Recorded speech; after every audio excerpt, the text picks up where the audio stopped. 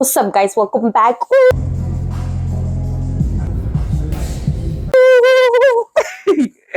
Going back to the conversation that Tazz and I had with former heavyweight UFC champion Randy Couture. And I can't let this guy start talking and say, oh, what if I get tired? Oh, maybe I should do some more sprints this week.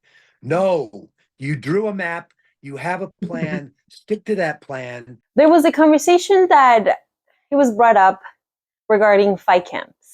And when he was training for his heavyweight title, he told me about, or he told us actually, not just me, he told us about his training regimen, his structure, and how he planned for his fight, including the workouts, like strength and conditioning programs, sports psychologist, time with his therapist, basically, time with his training coach, and all these things, right, that he had planned out. While he was talking about that, I asked myself, why is it that like we don't do that in life? Like, well, not everybody, right? But I did ask myself, how can I use the same metaphor or ideology of planning for something without me having to go for a fight, right? I'm not at that level of fighting, but I definitely can take that piece of advice to my life.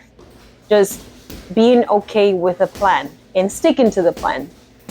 He did mention that he didn't not let that bad roommate, I talked about it in the last video, not listening to that person that doesn't want you to succeed. Thinking about my life nowadays, I'm still training to come back. I'm still doing my PT consistently. I train 3 times a week. I work out. I actually don't train MMA, but I do work out. And I recently started training again, very lightly, but I know.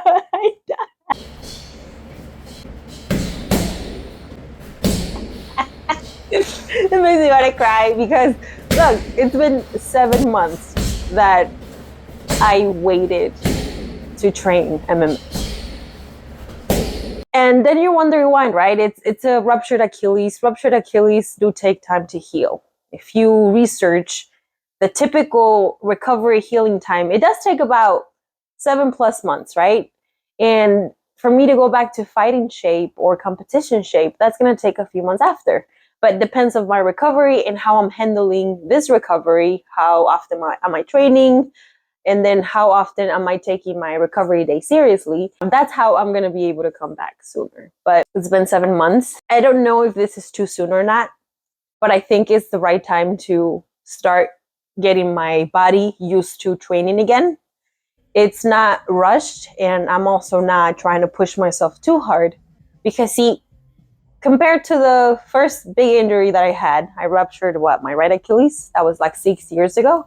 I did rush it, and I was striking more and I was moving more.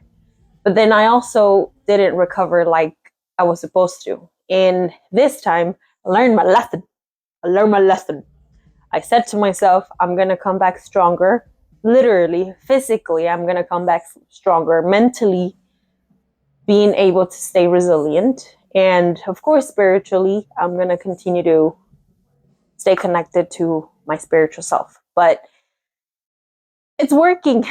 And I'm really excited to show you guys. I'm just like, all these things that I talk about are the things that are happening to me. And it does make me feel really happy being able to come back to the sport. For me, it is a lifestyle. I can mentally train, and that's what's helping me too. Me coming back to the gym and watching the fighters train or the competitors or just people train at the gym. And I can mentally rep these things and take notes on it. So I'm still doing that. And for sure, my goal is to come back to training full time. But for now, I'm taking that temporary break. That's okay.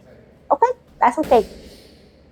But I'm really excited. I'm really happy. And I wanted to share a little story that I shared on my social media this is social media too, but it was a nice story, okay?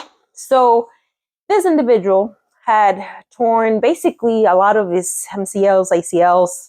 He messed up his knee really bad at the gym, right? And partially the reason why he was so messed up, he had been injured in the past and he never got it fixed. And then when he started training MMA, he kind of re-aggravated it. and everything just kind of shut off, right? So, of course, ego kicked in and he wanted to continue training. He couldn't really train like that because he was going to overcompensate, and then that's how more injuries happen and things go really bad. So Tazz and I talked to him through getting surgery or at least taking time to heal himself, which he did. He took some time off. And then we had a fight night at the gym, and I saw him. Well, actually, it wasn't at the gym, but we had a fight night and I saw him again. And then he told me something really inspiring to me that was very, I don't know how to say it in words, but I was really happy to hear. He said that, he's like, I saw you get injured and I know you came back, and I promise you I'm going to come back.